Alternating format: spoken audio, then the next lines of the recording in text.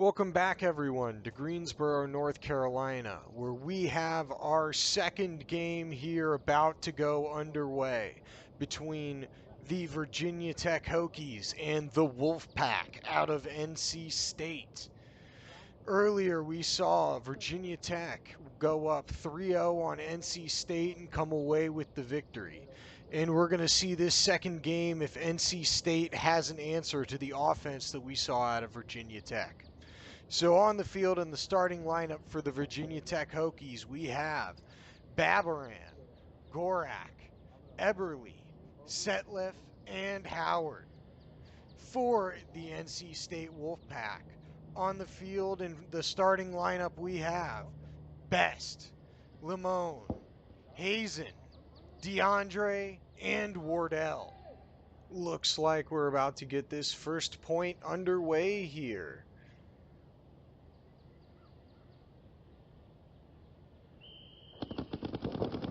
And here we go, 5 Alive breaking out across the board.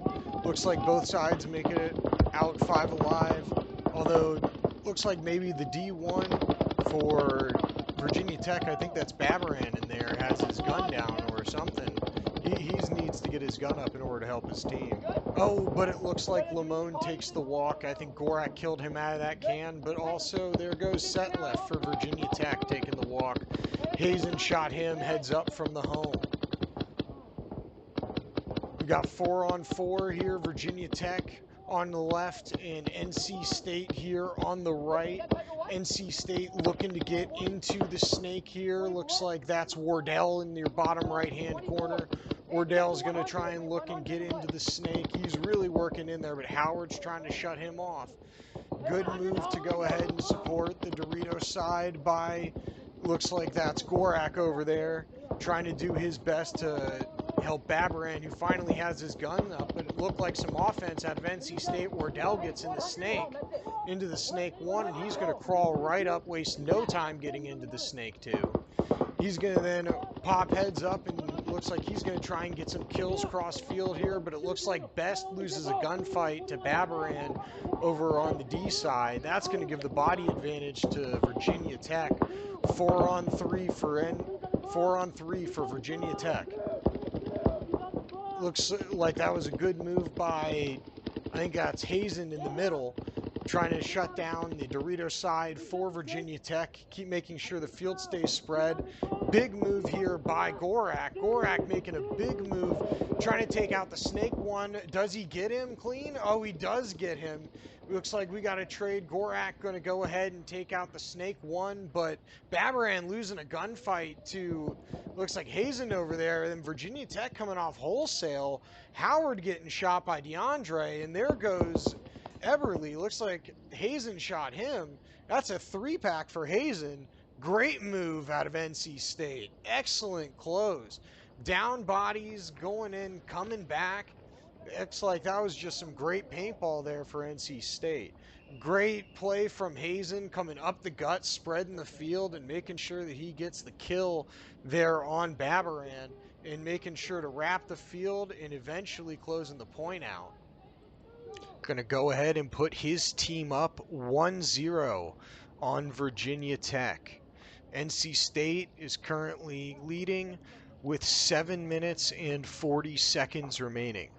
You know, really loved what I saw out of NC State there in that last point. That's something that we really wish we had seen in that first game, but they really were taking it to Virginia Tech and really pressing the issue and forcing and willing their way down the field. And hats off to Hazen, who went and had a spectacular point there, getting a 3-pack and really overall just holding it down for NC State. As far as Virginia Tech is concerned, you know, love seeing them continuing to push up the field, regardless of if they're down or up bodies. These guys are going to be aggressive, and these guys are going to come, and they're not going to back down. They're going to go ahead and certainly take it to you and make sure that you are fully tested. But, you know, hats off to NC State. Staving off the onslaught, making sure that they can play nice and crisp paintball out there, playing nice and tight, and still being the aggressors, you know, against an even well-known and well-aggressive team in Virginia Tech. And you're also not really seeing a lot of these off the break shots landing on these runners. You know, you're not seeing the Dorito runner, the snake runner get peeled off. So, you know, if I were either team, you know, I'd open up the playbook and see where we can go, see if we can get ourselves into the snake one or snake two early. You know, maybe take quite a bit of real estate off that Dorito side because, you know, as we saw through the first game and going through this second set here, haven't seen a lot of people actually getting shot off the break. There was that one point with NC State where they lost two bodies off the break, but other than that, you know, not really seeing a lot of eliminations or kills coming off the break.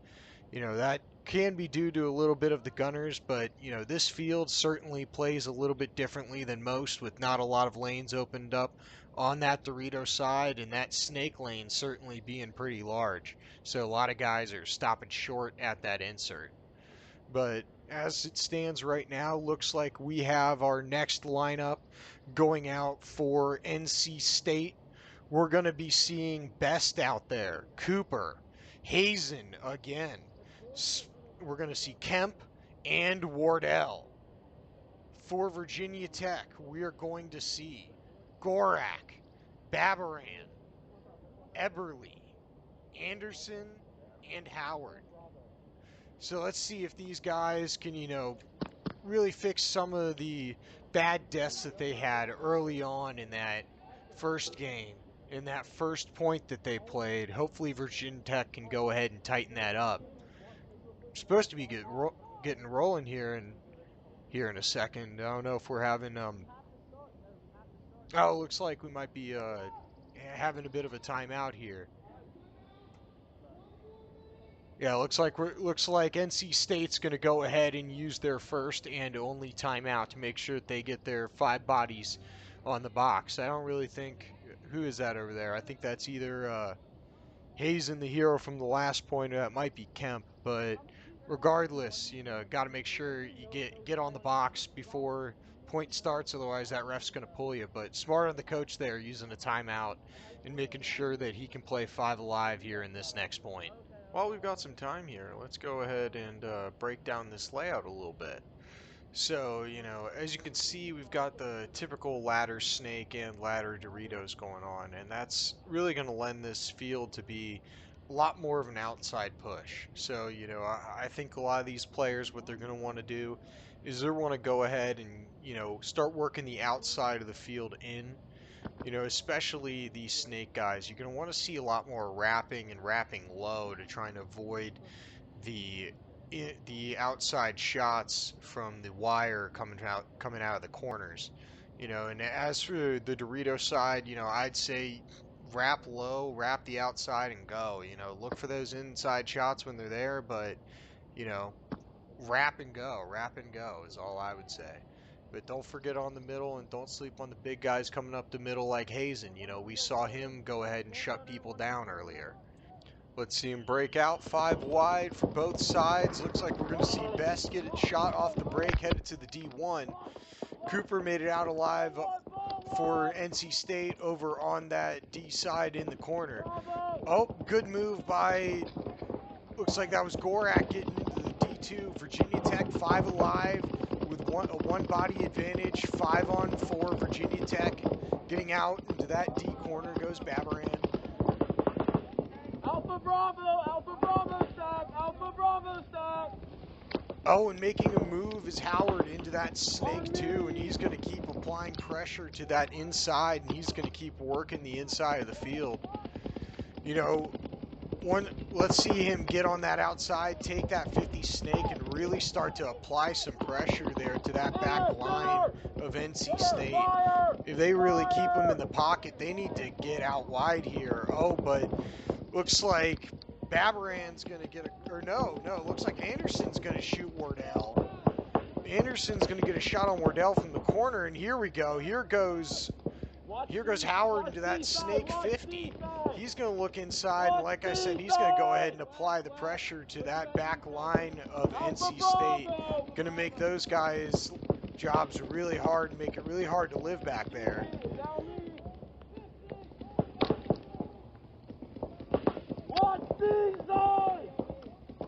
Great communication, though, from NC State, as you can hear. NC State constantly calling out, making sure that they're heads up on John Gorak in that D3. Oh, but another player going to walk off. That's Kemp. Babaran getting the cross-field shot from the corner on Kemp. What a shot by Babaran there. Cross-field. Wow. Now, as Anderson kills Hazen, Virginia Tech just going to come down on NC State, and we're going to hear a horn here. NC State going to concede, so Virginia Tech going to go ahead and tie this game up 1-1 with 5 minutes and 33 seconds remaining in the game. You know, a tie game we got here, and it's anyone's game at this point, and I think we've seen a lot out of both sides. A lot of offense here, and a lot of, you know, great off the break shooting there. I don't know who that was for Virginia Tech who shot best off the break. But, you know, like I was saying, we need to see some off the break shots from someone. We're seeing it right now. Let's see if we can see it out of NC State here going into this next point. You know, and looking to review that last point for Virginia Tech, I mean, just across the board, keeping 5 bodies alive, you know, continuously pushing down the field from all fronts, you know, coming up the middle late in the game to, you know, the early snake in Dorito push. You know, they just continuously come across the board with offense. And, you know, NC State needs to either kill them on those bumps, ISO up and set up on them. You know, it is going to be harder now with that 4-pod limit now in college. You know, there's a 4-pod limit where players are only allowed to go out with 4 pods on their back, and they're not allowed to go out with any more paint. That's to help keep the cost down for the college students, as well as, you know, sometimes to speed up some of these games. You know, see a bit more action and a bit more kills and a lot more points here. So, you know, looking at it from the NC State perspective, you know, we did see Best die off the break. You know, that's a little uncharacteristic of Best. He usually doesn't get shot off break, and he usually does a great job getting in there and getting kills and producing out of that position. So, you know, maybe you want to pull him a little short on that side and pull everyone a little short, maybe to the insert and then delay to get in. But you got to have those back players that are able to work those lanes and push those back players for Virginia Tech in, and eventually allow those front players to make bumps, because the front players, they certainly can't do it alone. And I know the back players might feel a little restricted on paint, but you know, you got to play it like it's a normal game, especially early, and you got to go ahead and lay down the paint and lay down the covering fire for your front player. You know, that's the job of the twos. It's, you know, it's not always glorious work, but someone's got to do it. And, you know, the twos got to play their position and play their part. Especially, you know, I'd love to see a lot out of Wardell. We haven't seen a lot out of him today. Or at least out of him, not out of him today, but at least out of him in this game. You know, we saw a lot of him in the first game. Let's see if we can get some offense out of Wardell and see if we can see him producing some kills. And then, you know, see if we can produce some magic with Hazen pushing up the gut again and getting a nice solid kill there. And on the left of your screen, the lineup for Virginia Tech is Babaran, Gorak, Setliff, Anderson, and Howard. And on your right, you can see Best, Cooper, Hazen, Wardell, and Lamone. We have this third point about to get underway here. Let's see. Both sides breaking out 5 wide. Looks like everyone makes it alive off the break. Virginia Tech being the aggressor, getting someone into that D1. Looks like that's Babaran over there. Oh, but Cooper taking the walk out of the Dorito side can. The 2 on the D side walking off for NC State. 5-on-4 now, body advantage for Virginia Tech. Virginia Tech looking to work their way down the Dorito side is Babaran. Looking to go ahead and press the issue. He advances, getting into that Dorito 2. Going to go ahead and look cross field. See if he can pick up any kills. But oh, looks like that's Lamone getting into the Snake 1 on the outside for NC State, but followed up by Anderson for Virginia Tech, getting on the outside to hold down the wire and prevent him from advancing. But a move up the gut goes Hazen, but inside the snake for Virginia Tech goes Howard, continuing to press forward or both sides. Like seeing the offense out of NC State and Virginia Tech. Howard now pressing up into that Doritos side wedge. Very productive from there all day, but he's going to go ahead and take the walk. Looks like he's going to get shot cross field by Anderson. Anderson really holding it down this point in this whole game from that snake corner. Virginia Tech now going to press that 5-on-3 body advantage with Setliff moving into that snake side wedge there. That mini snake wedge, he's going to look to go ahead and put pressure and contain NC State's snake 1 and allow Howard to go ahead and push into the snake 2 for Virginia Tech. There we go. Setliff's going to go ahead and kill Lamone, and that leaves Best as the last player, and they're going to go ahead and horn it here. Means Virginia Tech is going to go up 2-1 on NC State with 3 minutes and 45 seconds remaining. So plenty of time here for NC State to try and put another point on the board and potentially put this into overtime. Or even, there's plenty of time for 2 points here with how fast this layout can play and some of these quick points that we have seen. And I expect Virginia Tech to certainly bring all of their aggression that they've brought throughout the entire match and take some ground off the break. And, I certainly think we've seen a lot out of NC State, a lot more than we saw in the first game. We're going to see a lot more offense, and I think we might see a lot more offense here in this next play, as they're going to need one more point in order to tie it up with Virginia Tech if they want to try to even send this game into overtime. But, looking forward and looking at how this game is unfolding as a whole, I really think it's a story of secondaries and a story of staying alive. Of course you want to bring that aggression off the break, but it's really those guys who are staying alive and making those secondary movements versus off the break, those press into D1 and D2, getting into S1, S2, continuing to stay alive throughout the game and making bumps up the middle and not getting caught. And I think that's really where we've seen NC State struggles. They've been able to make those secondary moves, but shortly after they make those secondary moves, they really seem to get caught by Virginia Tech, who sees them make that and then keys up on that player, trying to make sure that they get a kill on him before he can continue to try and isolate someone on the Dorito or on the snake side. Virginia Tech, we've seen it all game. They've been able to make these secondary movements, and, for them, it's the road to success for Virginia Tech, I really think, is going to be staying alive. They've had the body advantage for a majority of this game, and that only point that NC State has was due to some heroics by Hazen and, some Virginia Tech players losing sight and losing where Hazen was. Hazen was able to pick up a quick few kills and make sure that he can close that point out. So, Virginia Tech needs to make sure that they're playing a clean game. Their coach needs to have a talk with them and make sure that they go out there knowing that, hey, they need to come get you. If this game keeps going on and the time starts to expire, don't be afraid to hold the line, cross it up and hold your spot. And for NC State on your left, we have Cooper, Wardell, Hazen, DeAndre, and Lamone. And on your right, for Virginia Tech, we have Gorak, Setliff, Eberly, Anderson, and Babaran. Looks like we have 5 seconds before we're going to get started with this next point here. Alrighty. NC State breaking out wide into that Dorito side corner. Looks like Virginia Tech going to go heavy guns up off the break. Not going to get any kills, though, and they're going to be isolated inside of that pocket.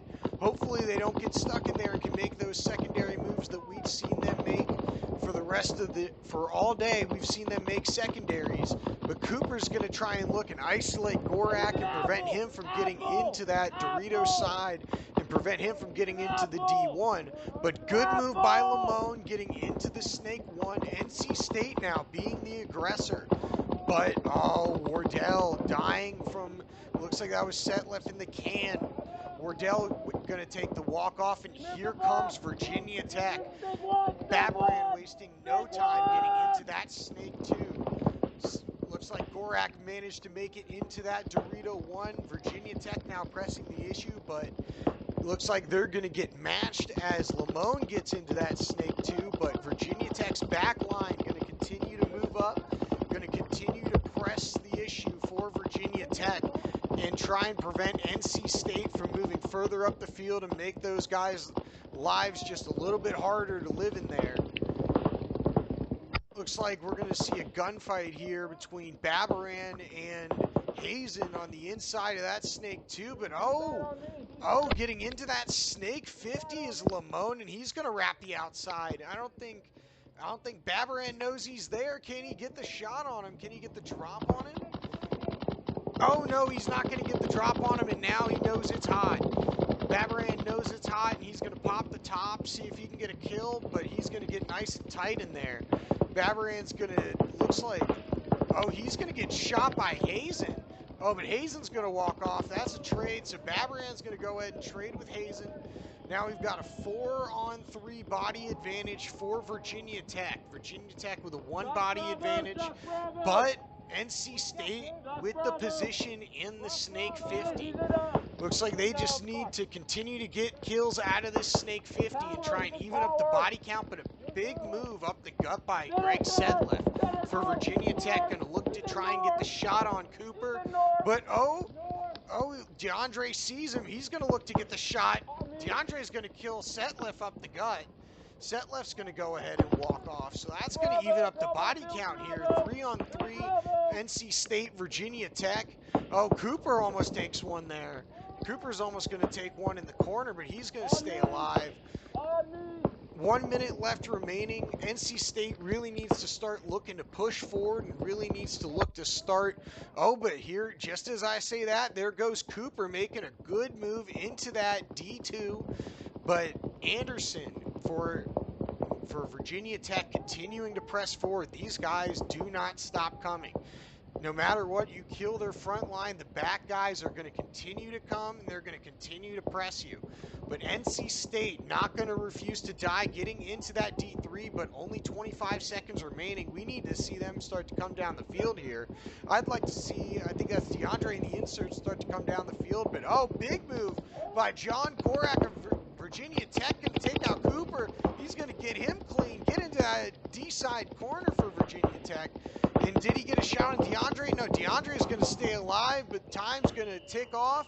It looks like time's going to expire as Virginia Tech takes the win over NC State 2-1 with time expiring on that last point. Wow, that was a great move by John Gorak. Great move by Virginia Tech.